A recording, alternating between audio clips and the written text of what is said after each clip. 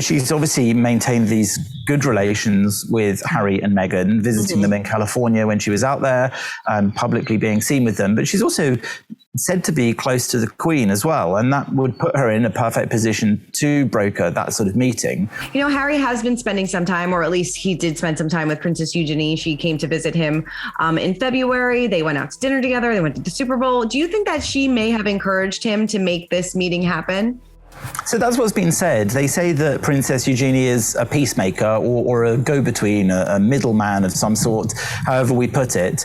She's obviously maintained these good relations with Harry and Meghan, visiting them in California when she was out there, publicly being seen with them. But she's also said to be close to the Queen as well, and that would put her in a perfect position to broker that sort of meeting. And whether there was a power play as well in place when the Queen then said, you have to meet your father, Prince Charles, as well if you want to meet me, which is what's been reported and rumoured, or not, Eugenie may have been the person to suggest the meeting either way, or to try and help arrange it, make the contact. Though, of course, the royal family don't have any trouble making contact if they want to with Harry. I don't think we're at the stage where he's not answering the phone to them or anything like that, though there was that allegation from him that Prince Charles stopped really answering him at one point.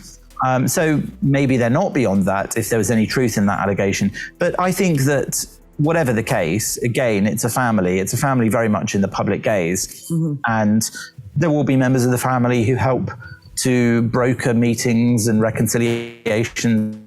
There's always someone in the family who's the peacemaker, or who tries to link people back together after arguments. And if that's Eugenie's role, well, good for her for doing that. Yeah. Do we think that this is the start of the healing process? Do you think that he will be back for the Trooping of the Colour in June? It's really hard to know. I mean, I think it would be better if he weren't here, or if he kept an extremely low profile if he is here, but I'm not sure he's able to keep a low profile anymore because of the way that he and his wife have played things. I think wherever they go, attention follows, certainly if they bring a Netflix crew with them, filming them. And I suspect that if they come back, they'll want it to be seen very much as part of their royal connection. So remember that they're still massively trading on the idea that they're members of the royal family, even though they stepped out of it as working royals.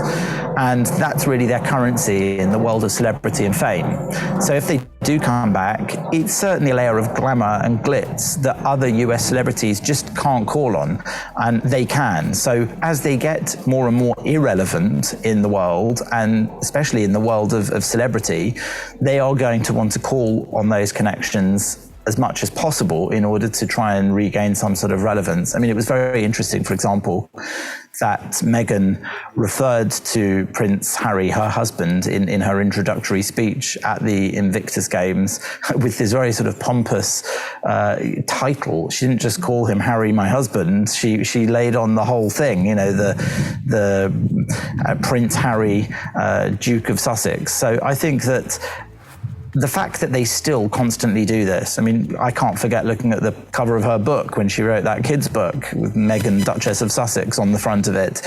It's deliberate behaviour.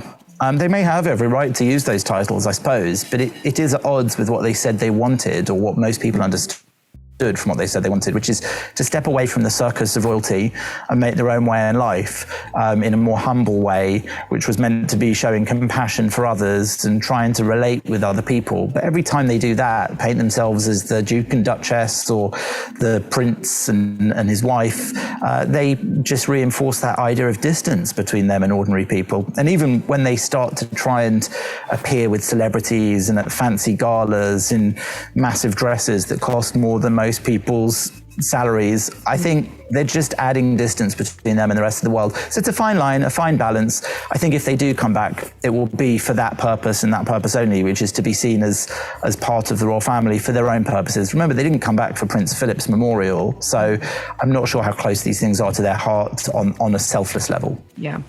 Well, we'll have to wait and see. Only a few more weeks to go until that happens, which is incredible. Well, Jonathan, thank you so much. I really appreciate your time as always. Great to be with you. Thanks a lot. Thank you. Thank you.